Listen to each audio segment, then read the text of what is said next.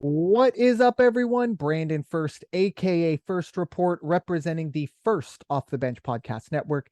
Everyone comes off the bench. We are First. Welcome into another edition of the Changeup here on the network. We break down everything Major League Baseball has to offer as we have hit the final week of September. By the time we'll talk to you next week, it will officially be October at some point next week. But with me, as always, is my co-host, Bryanna Winner. You can find Bryanna at bwinner12. Bryanna, how you doing today? I'm tired, and October starts Saturday. Saturday. Fair enough. Yeah, you're right. I know with my job, I have to know where month end is every single day. So that's With Friday. my birthday, I kind of need to know where it is. Oh, there you go. Happy early birthday to Miss Winner over there. Yeah, we are not filming the day before. There is no way. No, yeah. We'll there's a chance we record next week. There's a chance we don't, but we will be back for you in the playoffs. Obviously, our personal lives, things get a little difficult to coordinate. So next week, not making any promises just yet, but for the time being, not making any promises either. Yeah. So, well, and I'm not making any promises ever, just because we all know how life is. So, we are here though with you as a really big show. This one at least didn't have to worry about trying to find things to talk about. We'll start at the top. Really, I think the biggest story of the weekend, and maybe in quite some time, and it's that Albert Pujols getting 700. I want to say about a month ago, we kind of broached the subject. Hey, can he get there? I think he was 11 away. And I know I was kind of iffy. I think Bryanna, was kind of letting see how the schedule would round up with the pitching. Well, he got it. He's got he hit 2 home runs, I should say, Friday night, 699 and 700. Albert Pujols, the 4th member of the 700 club, and joins only Henry Aaron as a player to get 3,000 hits and 700 home runs. Bryanna, Pujols was in your jurisdiction for half of his career. What are your thoughts on Pujols getting to 700? Half of his career. He was only there for like 3 years. Oh, the Angels? Yeah, it wasn't like half of his career. He's been in the league since what, early 2000s? He signed a 10-year contract, so. But how long did he actually stay? It wasn't the 10 years. Go for it. I'll look it up right now when you talk. Did you happen to see the San Francisco reaction? I did. The infielders where they watched the I don't know if it was a replay or if they actually watched it live, but that was really cool. I think it was a replay. I think it had to be a replay. Yeah. And then Dave Roberts was starting to root for him and then realized it was against him. Yeah, that was. You can't be mad at that one though. That's a tough one. I mean, look, the Dodgers, I'm pretty sure they lost that game. I know they went down 5-0, and I don't, it is what it is, but the Dodgers are okay if they lose that game. I think Pujols is happy to hit it there, and it was nice to see Dave Roberts at least, have to catch himself. Uh-oh, that's not my guy anymore. No, but I mean, either way, no matter what team you're on, whether you're the rivals of the Cardinals, you have to respect it, which obviously Dave Roberts did. He wasn't appreciative that it happened against his own team, but he's happy that he did reach the milestone. And then from what I understand, the people that caught the 700 ball got it authenticated and then immediately left. As they should. I mean, you just hit the lottery at a baseball game, period. If Albert Pujols wants to call you up and give you a number, fantastic. But if you had the option of getting more things in exchange for that ball, like remember Mookie Betts was like, hey, that was this guy's first major league hit. Can I get the ball back and I'll bring you like a signed bat or something? And I think they got something else as well. So that's the matter is like, do you give the ball back in exchange for more or just take the ball? Yeah, from what I've seen early on, unless the Cardinals or whoever is trying to broker that deal, they're going to have to get at least 6 figures out. So sign bats and balls. That's great. But I mean, we saw the opposite, right? With Judge's 60th was his 60th. And those guys were like, here, you can have it for free, which I respect. But at the same time, make a little bit of money or at least something, get some season tickets out of it, something like that. Get something that you can later sell when he retires. Like, come on. Yeah. But Pujols did say he doesn't He's not worried about it. He said that's their ball. If they want to give it back, great.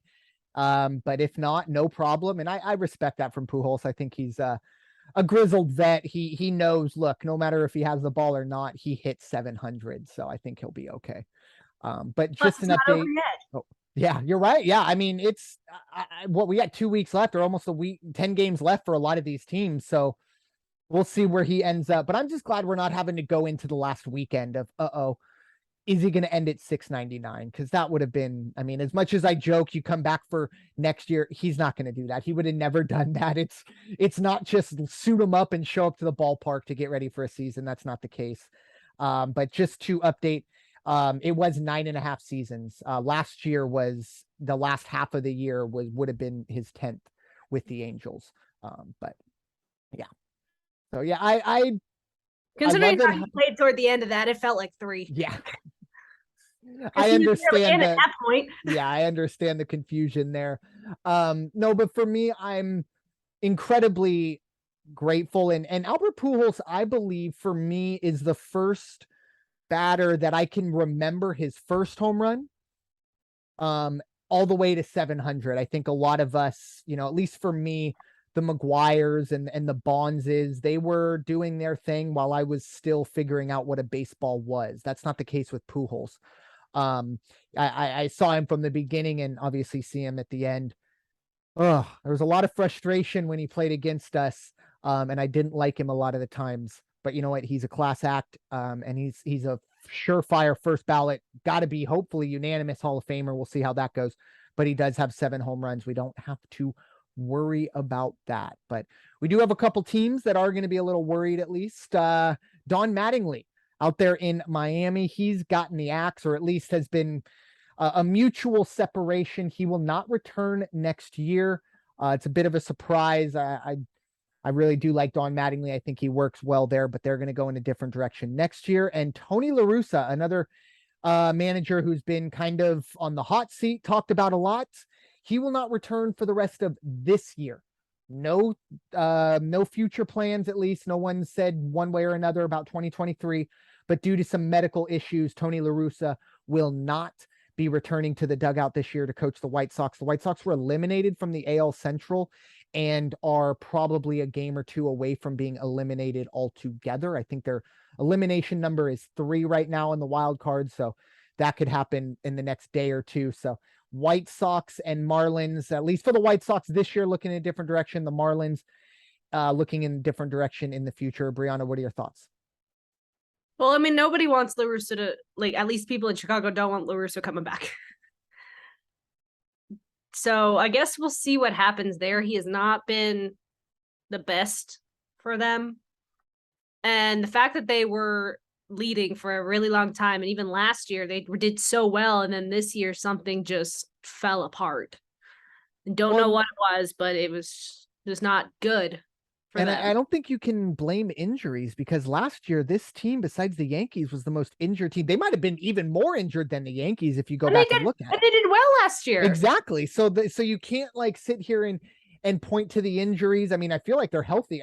Actually, I know for a fact they're healthier than they were, or this year than they were last year. Obviously, the Keuchel experiment didn't really work. He was released early on.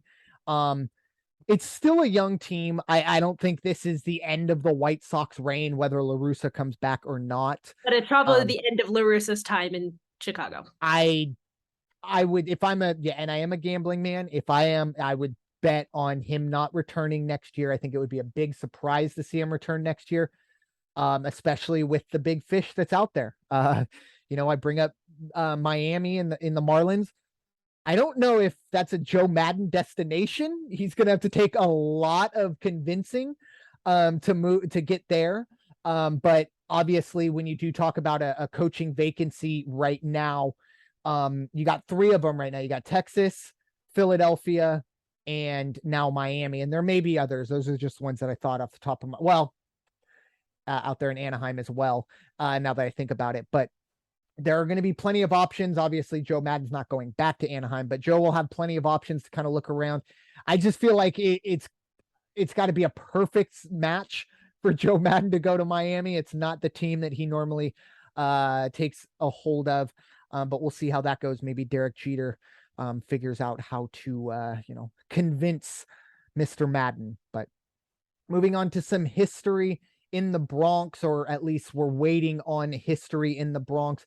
Aaron Judge sitting at 60 home runs, of course, tied with Babe Ruth for the Yankees and the American League single season record. Last night's game was rained out in the 7th inning, so he'll have at least one more at bat. At some point, I don't know when that game will be replayed. If it will be replayed, I'm not sure. But going into the final 10 games or so of the season, Aaron Judge stuck at 60, trying to get at least 62 to break Roger Maris's record. I know Barry Bonds came out and said, hey, yeah, while you're at it, break my record too. I don't think he's going to hit 14 in the next 10 days or 2 weeks, whatever it is. But Bryanna, does he get 62 in the next 10 games? Or, well, 2 home runs in the next 2 games, not all 62, but. Well, that's going to have to start with the Blue Jays because that's who they've got the next few days. The Yankees are up 1-0 though, and Judge did hit a single. So we'll see what happens in that game. But who knows? Maybe. But he's sure going to get a triple crown. Like, there's no question. There's nobody that's even close to him right now. Average, I think the average, I think, is maybe up in the air. Is the only one. I don't know. But I know Arise is right there. I think they keep going back and forth, but otherwise nobody else is really there in regards to the other categories. Yeah. So I'm sure he'll get it. But I guess we'll see. Because again, we got the Blue Jays right now. Yeah. Who are still fighting. Yeah. For I think the hardest thing for Judge is going to be getting pitches to hit. I was watching, I don't know if it was either Thursday or Friday or something like that. He came up to that bat for his fourth at bat of the game, and he was, 3 walks. So I don't think anybody wants to be that guy, that pitcher, if they can avoid it. So I think him getting a pitch to hit will probably be the biggest question of that. And I will say the big kind of backstory to all this is a guy who's going to be a free agent in 2 months. That is scary for a guy who's will maybe come off arguably the greatest home run season in American League history. And then he's going to get paid. So we'll see how that goes. But still about 10 games or so to get the 62. So Judge is currently tied for 4th with batting average. Okay. But he's still leading in home runs batted in. He's tied with Pete Alonso on hits. He's not in the top 5. Gotcha. Well, Pete Alonso too, that's NL, so he's only got to worry about. But yeah, I think the average may be the one that brings him down. And it could just be a situation where now he's going up trying to hit home runs. Well, here's the thing. All of the people ahead of him in batting average are National League. Oh, okay. Okay, then Freddie he's good Freeman, then. Jeff McNeil, Okay. and Paul Goldschmidt. Then he's good. Where's Arise? Is Arise on that list? He should be from Minnesota. Bogarts is right behind him. Arise is 6th. Okay. So what is Judge hitting and what's Bogarts hitting? They're both at 314. Okay, gotcha. All right, so we'll see how that goes. But yeah, I think maybe like I said, I think maybe him trying to hit home runs towards the end may cost him that batting title and thus the Triple Crown, but I don't think anyone will hold it against him if he can get to 62, which would be fantastic. So final thing before we jump into the winner's circle, an interesting one. I know both of us, Bryanna was actually the one who brought it to my attention. I have never seen anything like this in baseball before. But was it yesterday, Bryanna? I believe so, yes. Yeah, so it was at some point this weekend, more than likely on Sunday. We are recording the 26th of September on Monday. So Kansas City and Seattle get together. Well, Luke Weaver and Robbie Ray, former teammates in Arizona, they decide to have a little standoff after the national anthem. Well, it was such a good standoff. The umpires took exception and ejected both players for not, I guess I would assume, not vacating the field in a timely manner. Robbie Ray won, by the way. Oh, he did. Okay, so hey, he got ejected, but he did win the standoff. Obviously, there are 2 pitchers here, not the end of the world, not big names. Robbie Ray, a starter, wasn't starting, so not the end of the world. Luke Weaver is a bullpen guy, but I think was it AJ? Is it no? I don't know who's in Kansas City. Is it Mike Matheny? I think Mike Matheny's in Kansas City. Anyway, the manager of the Royals had come out and said, yeah, well, luckily we had a full bullpen or else that would have complicated things. They're But already both out of it. It doesn't matter. Oh yeah, they've been out of it since May. But The yeah, fact that the Royals got the win. yeah, what was it, 13-12, correct? Yes. Yeah. And I think they were Outscored- down 11-2 at one point. They were. It was like someone scored 11 runs in one inning or 9 runs in one inning to even things up or something like that. It was a crazy probably game. the Royals then. Yeah, but it started with a double ejection for the standoff, if you will. But Bryanna, what are your thoughts on something we've never seen before? Hey, at least they weren't starting, because if they were, it would have been a lot worse than what it was. I'm trying to find. There it is. Because I was going to look up the box score, but Kansas City scored 11 in the 6th. Yeah, okay. Wow. Pretty much to take the lead. Yeah, I would. Yeah. Seattle only scored 1 in the 7th inning, and then nobody scored after that. Interesting. Plenty of NFL football teams that would have loved to put up 11 points in a quarter, let alone an inning, but that's another story. Broncos. Yeah, Chargers. I was expecting Commanders. that. Anyways. Most of them. Yes. But yes, it's like, it's all in good fun, but like there was no point to them being ejected. There really wasn't. Like, players do this all the time. Let them have their fun. They're former teammates. Yeah, I have to feel like it must have been like incredibly long. Like I said, I read an article. I haven't seen any video or anything like that. As we said, never seen anything like this. We see it all the time, not all the time, but we see it a good amount where there's someone in the state, doing a little standoff, but we've never seen anyone get ejected. My next question would be, is there like a warning system, or I mean, just straight to ejections? I guarantee you, if an umpire would have told Robbie Ray or Luke Weaver, hey, who, by the way, is pitching tomorrow. Oh, there you go. 5 day, you have 5 seconds to get off the field or else I'm ejecting you. I think that would be enough to be like, okay, I'm not going to be a part of this standoff anymore. I don't want to get ejected, but they went straight to ejection. It is what it is. A little funny. No harm, no foul. Nobody is going to get suspended. No one missed a start, anything like that. But with that, it is time to dive into the winner's circle, which I have been told will be longer than 30 seconds. So she's got some more stuff to talk about besides the Angels, luckily. But Bryanna, what are your thoughts on what are we going to talk about in the winner's circle? Well, again, I don't know if you saw my text, but I said every time and then ... Every time we film, something major happens like within the next 24 hours. In this case, Kurt Suzuki announcing his retirement. Literally happened the next day. He spent 16 years in the league. Obviously, he's still going to finish out this season. He won a World Series with the Nationals, played with the A's where he started, and then that's where he's going to finish. Played with the Nats, Twins, Braves. This is his 2nd season with the Angels. So currently the Angels are playing a 3-game series with Oakland and then getting the Rangers and then Oakland again. So that's where his season is going to end, right where it started, which I think is kind of cool and couldn't have worked out better for him. And then the other piece of news, Ohtani hit 200 strikeouts in a season on Friday with a 4-2 win over the Twins. He pitched 5 innings, gave up 3 hits, 2 earned runs, 6 walks, and 7 strikeouts, while also going 1 for 4 offensively with 1 RBI. And it was a single, by the way. So like I said, they've got the A's, then the Rangers, and then the A's to end the season, pretty much. Gotcha. Yeah, it's it never ceases to amaze me what Ohtani does. It seems like every day, every week, there's a new first player ever to do this. And hats off to him. 200 strikeouts in a season for a pitcher is already on elite there level. There are a lot of pitchers this year who have gone over 200 already. Yeah, but he's the latest of them, but none of them can hit. Yeah, and the hitters on the other side are not throwing. Juan Soto, Manny Machado, Aaron Judge, take all the best in the game. You're still going to be 200 strikeouts short of what Ohtani can do if you combine them. So, and for Kurt Suzuki, I've always liked Kurt Suzuki. I actually remember him when they won the College World Series when he played at Cal State Fullerton. Had my eye on that because it was Southern California.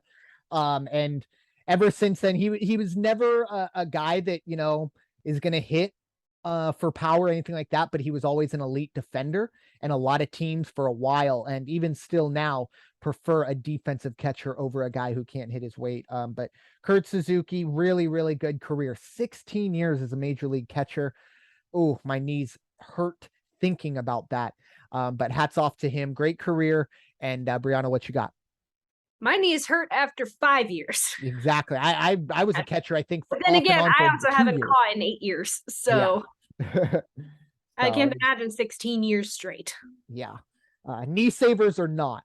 those do not save your knees. But anyways, Absolutely nothing. yeah, they do. They do absolutely. They look cool. That's probably the only thing. But moving on to the Padres side of things, for the Padres, they are still in the thick of the hunt for the playoffs, which we'll get to right after this, or at least the playoff picture. At the moment, they do sit in the second wild card spot, a nice game and a half ahead of Philadelphia. Looking ahead for the actually, let's look back at the Padres week in review, if you will. They had some struggles early on. Where am I? Oops, sorry. There we are.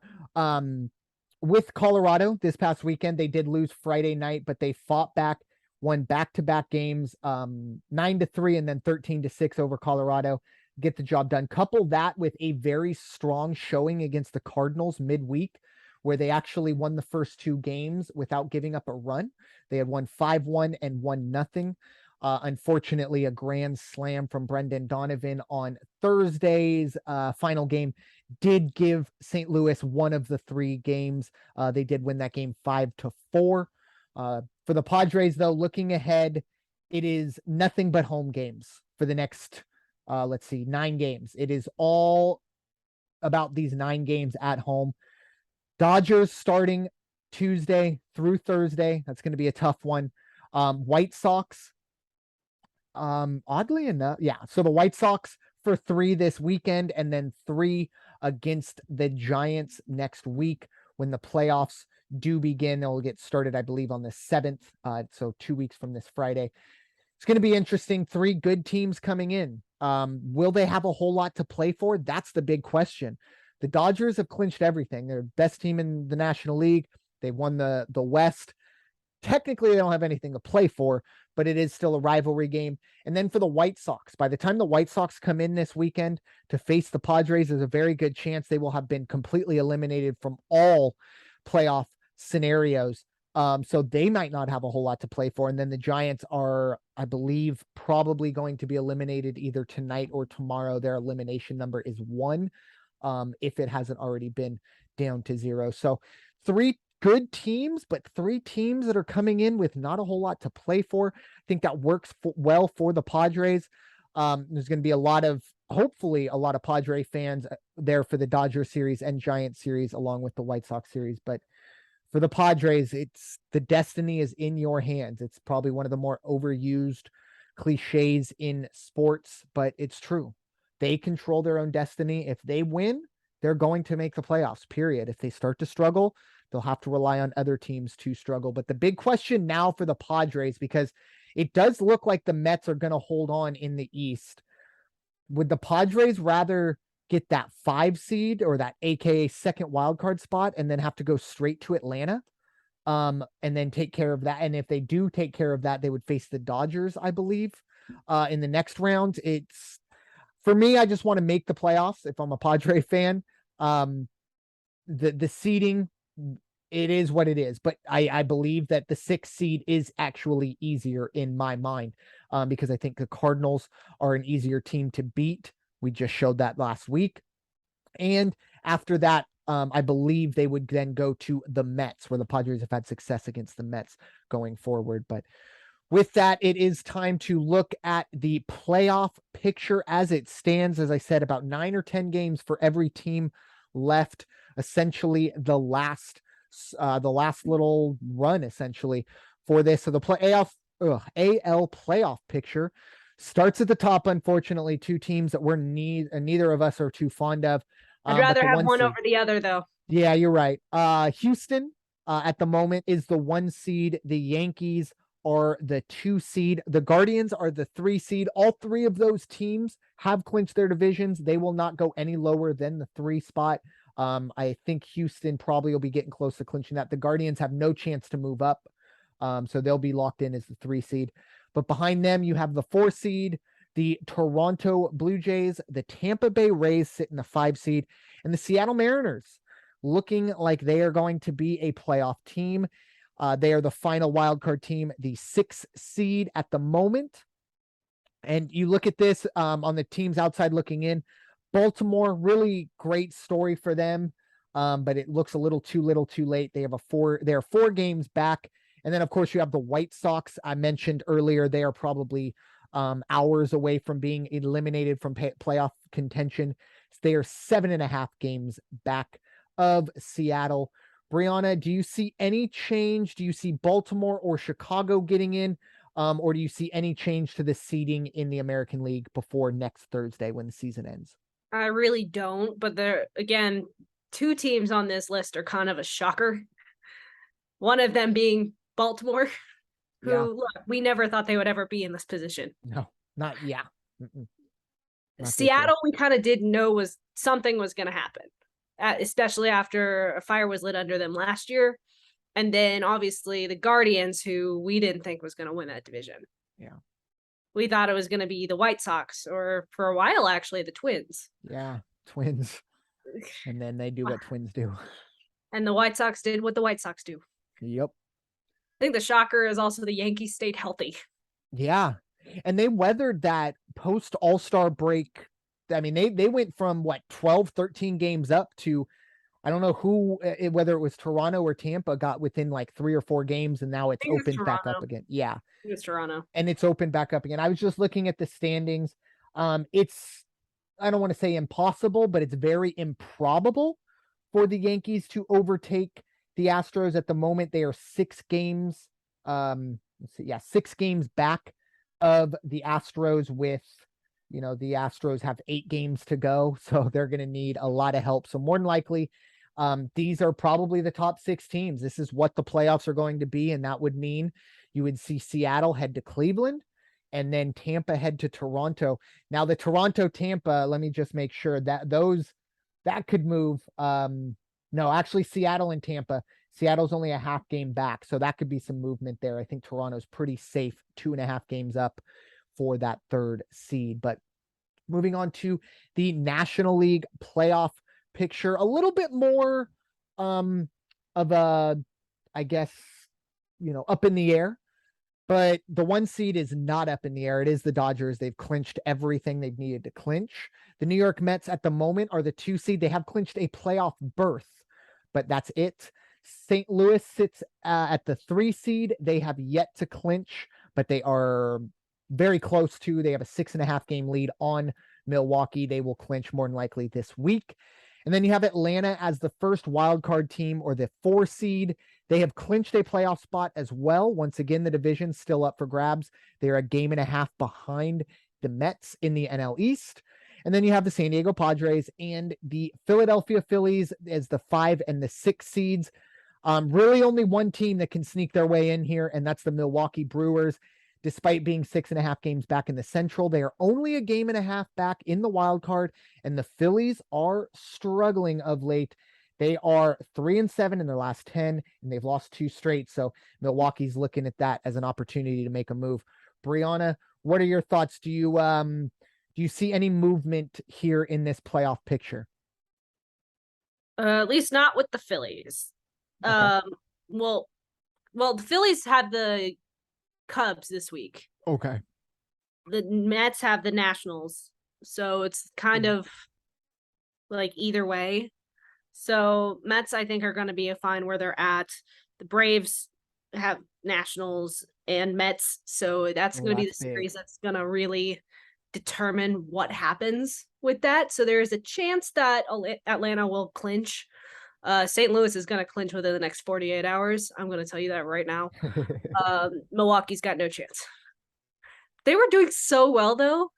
Yeah. Longest time. And then just like the Twins and the White Sox, they kind of just fell flat. Yep. But I don't know. How much do you really want San Diego to be that 6 seed? I mean, I'd rather, like I said, I'd rather, and I'm confused. I know when they announced the new playoffs, 6 teams making it in, I'm almost positive they said that the highest remaining like team with a bye gets to pick who they play. Also, I don't know, like I said, this is the first year of 6 teams being in the playoffs. Just a lot of questions that I have in terms of how the structure goes, because you see in certain sports where they'll do like the bracketing. So, if you win, you move on. So sometimes maybe you see an 8 seed face a 5 seed. But there used to be, the old NHL rules. It was the highest seed remains faces the lowest remaining seed. That's how the NFL does it. So for the Padres, I mean, I'd like to be the 6th seed because, like I said, I feel like the NL Central, which would both we expect to be St. Louis, I think the Padres have a better shot. But going forward, I just it's tough. Just because I don't think the Padres get out of the division series. But if they're faced with the Braves, as we're being the 5 seed and the Braves being the 4 seed, I don't like our chances to get out of that series at all in a best of 3. And Philadelphia has the Cubs, Nationals, and then the Astros to end it. Oh. Whereas Milwaukee, look, they've got the Cardinals in these next 2 games. So they're going to get pushed out no matter what, especially if they lose to the Cardinals. There's pretty much not going to be a chance and then they've got the Marlins and then the Diamondbacks. So if they want a chance, they're going to need to win both games against St. Louis, but I don't think it's going to happen. Yeah, I think a lot of it right now is what are the Phillies going to do? Because they're struggling at the worst possible time right now, and that's not a city that deals well with frustration late in the year. Yes, I would. But with that, that's all we have for you for this edition of the Changeup. Bryanna, final thoughts as we give you more than likely our final regular season podcast. Nope. Let's just see how Phillies and St. Louis does. St. Louis, like I said, I think they're going to clinch in the next 48 hours. It's really going to depend on Milwaukee and that specific game. Yeah, I think the way it goes, if St. Louis wins one of those 2, it's over, at least in terms of the Central. So obviously Milwaukee has to look at this right now as a must win every single game. So it'll be very interesting for me. Final thoughts. I'm just happy that after all the BS that happened in the offseason, with the lockout, with all of the frustration of fans and hearing all this and that, I'm just happy that we got 162 games in. And we're gonna see the best team hopefully win the World Series. I don't think either of us can have any. I mean, we're frustrated with the teams that are in, but we're not going to sit here and say they don't deserve it. So we'll see now. It's kind of a race now. You get a ticket to the dance. Anybody can be the last one standing. And as a Padre fan, I would just love to see the Padres do well in the postseason. Just win a game against the Dodgers. That's all I ask. It's kind of sad. That's all I'm asking after this year, but that's where I feel like for the Padres, their kind of ceiling is just don't get swept by the Dodgers. Hopefully win that best of 3 wild card series, whoever it may be. But with that, thank you all so much for listening to this edition of the Changeup presented by the First Off the Bench podcast network. Everyone comes off the bench, but we are first. It's time for you all to go wash your hands and stop hating everybody. We'll talk to you all very soon. Take care.